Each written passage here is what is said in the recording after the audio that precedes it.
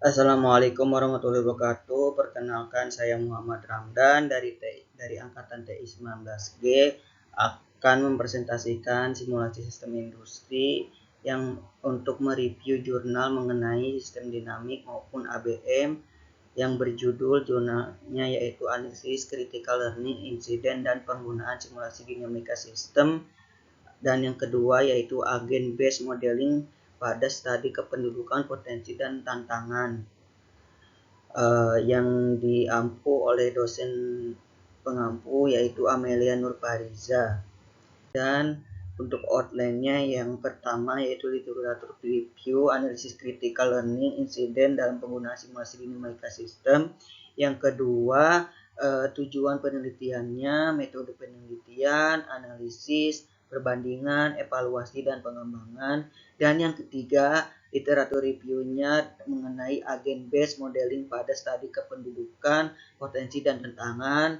Dan yang keempat, tujuan dari penelitian, metode penelitian, analisis perbandingan, evaluasi, dan pengembangan.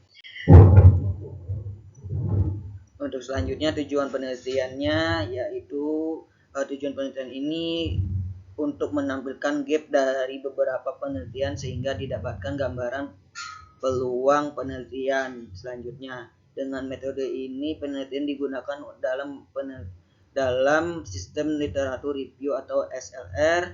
Ini membantu penelitian selanjutnya dalam hal akan memberikan latar belakang teoritis serta mempelajari topik penelitian.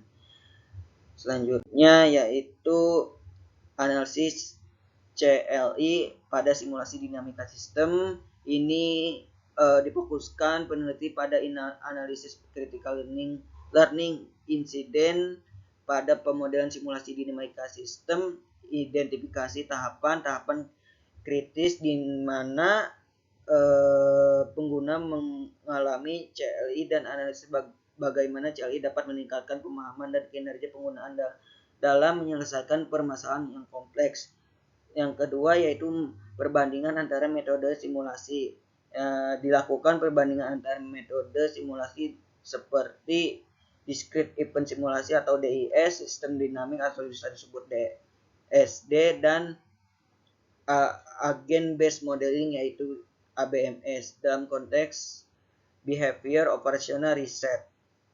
Selanjutnya, evaluasi efektivitas penggunaan simulasi. Ini diselidiki efektivitas penggunaan simulasi dinamika sistem dalam meningkatkan pemahaman dan keterampilan penggunaan dalam menghadapi situasi yang kompleks, identifikasi faktor-faktor yang mempengaruhi keberhasilan atau kegagalan implementasi simulasi. Dan selanjutnya pengembangan model dinamika sistem yaitu berfokus pada penelitian pada pengembangan model dinamika sistem dapat memfasilitasi CLI.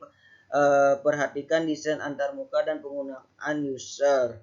Dan untuk selanjutnya studi kasusnya pada berbagai domain ini diterapkan pada penelitian ini berbagai domain atau industri untuk melihat variabilitas dalam CLI studi kasus di berbagai konteks dan memberikan wawasan yang lebih luas tentang bagaimana simulasi dinamika sistem ini dapat memberikan nilai tambahan. Hasil dari penelitian tersebut dapat digunakan untuk mengembangkan pedoman praktis bagi perancangan simulasi dinamika sistem, dapat membantu dan menciptakan simulasi yang lebih user friendly dan efektif. Yang jurnal dan selanjutnya jurnal tentang agent based modeling pada studi kependudukan potensi dan tantangan.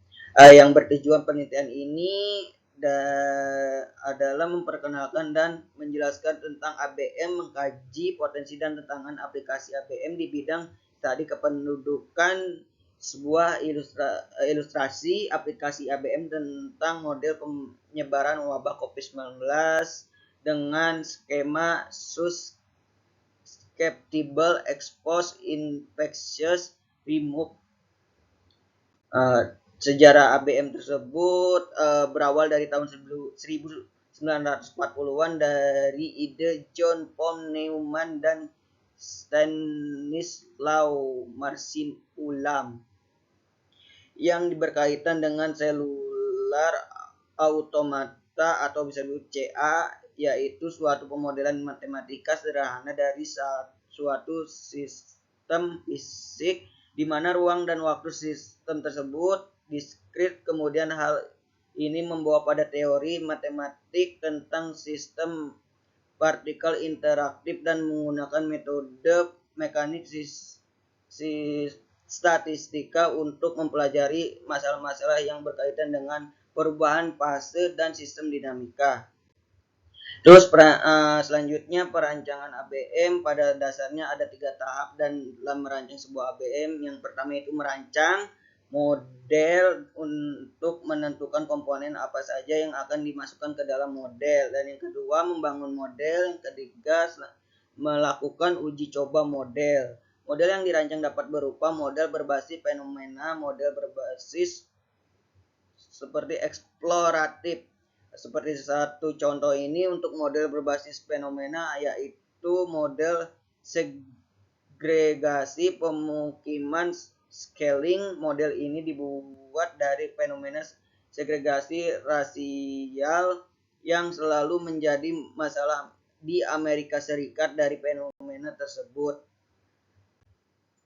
Kelebihan atau keunggulan ABM yaitu kelebihannya memajukan teori kependudukan terletak pada kemampuan menghubungkan level mikro dengan level makro. Bagaimana simulasi komputer dapat ikut memajukan teori kependudukan disajikan dalam gambar 4, namun tentu saja dibutuhkan secara kalibrasi ABM dengan data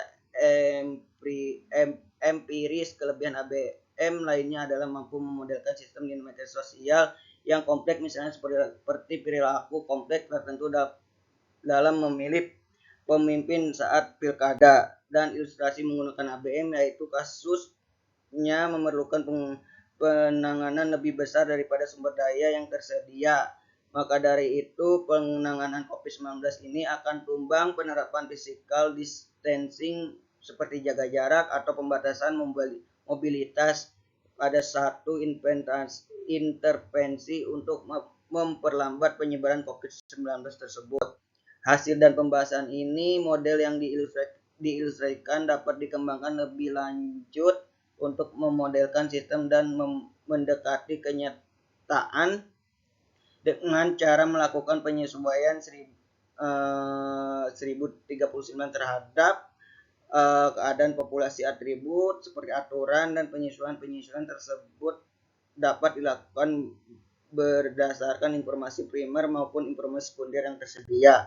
Dan kesimpulan dari jurnal ini, potensi ABM dalam studi kependudukan terletak pada kemampuan dan menghubungkan level mikro dengan level makro guna memajukan teori-teori kependudukan, termasuk juga kemampuan ABM dalam memodelkan sistem dinamika sosial yang kompleks. Namun demikian masih ada faktor-faktor penghalang aplikasi ABM dalam studi kependudukan, yaitu masih kekurangannya teori yang ada. Pada akhirnya sebuah ilustrasi aplikasi ABM dalam memodel penyebaran COVID-19 yang disajikan dalam jurnal atau paper ini telah berhasil menunjukkan pentingnya melakukan physical distancing untuk menunjukkan tingkatnya penyebaran COVID-19 di Indonesia.